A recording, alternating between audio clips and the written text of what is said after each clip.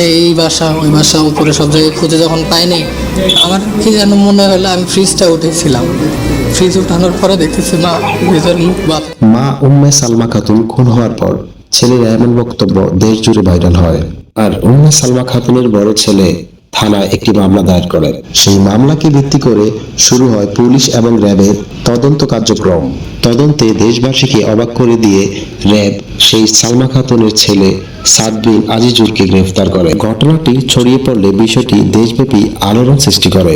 র্যাবের এই তদন্ত কার্যক্রমকে মেনে নিয়ে দেশব্যাপী সাধারণ জনগণ সালমা খাতুনের ছেলে সাদ বিন আজিজুরকে ধিক্কার দিতে থাকে সামাজিক যোগাযোগ মাধ্যমে। র্যাব তাদের তদন্ত শেষে সংবাদ কর্মীদেরকে জানায় সাদ বিন আজিজুর তার মা সালমা খাতুনকে টাকার জন্য হত্যা করে ফেলেন। এমনকি ছেলের প্রেমে মায়ের বাধা হয়ে থাকার কারণটিও সামনে চলে আসে। র্যাবের বক্তব্য বোঝা যায় ছেলে সাদ বিন আজিজুর ঘটনা ধামাচাপা দেওয়ার জন্য এবং নিজেকে নির্দোষ প্রমাণ করার জন্য নাটকীয়তার সুযোগ নেয়। বাসায় ডাকাতি হওয়ার পরিকল্পনা সাজায়, এমনকি ফেসবুকেও এই ধরনের পোস্ট দেয়। কিন্তু পুলিশের তদন্তে 2 দিন পর সত্য ঘটনা বেরিয়ে আসে। পুলিশ তদন্তের মাধ্যমে হত্যাকাণ্ডের সাথে জড়িত ব্যক্তিদেরকে বের করে আনে। খুনিরা ছিলেন তাঁতেরই বাড়ির 4 তলার ভাড়াটিয়া।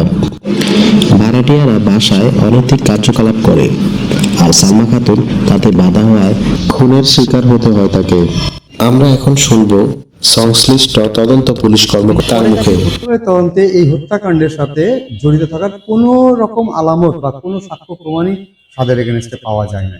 এবং সে যে স্কুলে যে কলেজে লেখাপড়া করতো সেটা 8:30টায় ক্লাস বসে এবং 1:10 ছুটি হয়। আমরা ওই ঘটনার দিনের সকাল 8টা থেকে দুপুর 2টা পর্যন্ত সিসিটিভি ফুটেজ নিয়ে আসি। 2টা ক্যামেরার 16 ঘন্টা সিসিটিভি ফুটেজে আমরা দেখি যে সে 8:40-এ ঢুকতেছে আর 1:15-তে বেরোচ্ছে। নামাজ পড়ে সে 1:56-তে বাসায় যায়।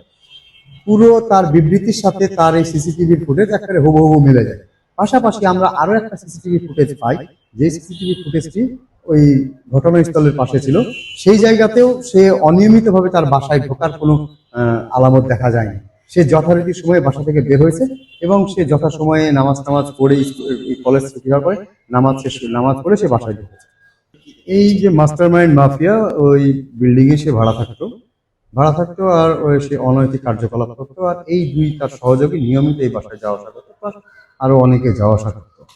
এই জিনিসটা হচ্ছে যে দেখে নেয়, বাসার মালিক যিনি ভিজিট কোন হয়েছে ইনি দেখে নেয়, পরে ইনি তাকে নিষেধ করেন। ইনি নিষেধ করলে ইনি সেটা শোনে না। আর এইটা তাদের মধ্যে ভয়ের সৃষ্টি শুরু হয়। পাশাপাশি তারা ওই বাসায় নেশা করতো আর 5 মাসের ভাড়াও বাকি ছিল। এগুলো নিয়ে তাদের মধ্যে একটা পূর্ব শত্রুতার জের তৈরি হয়। আর এই জেরের ফলেই তাকে প্রাণটা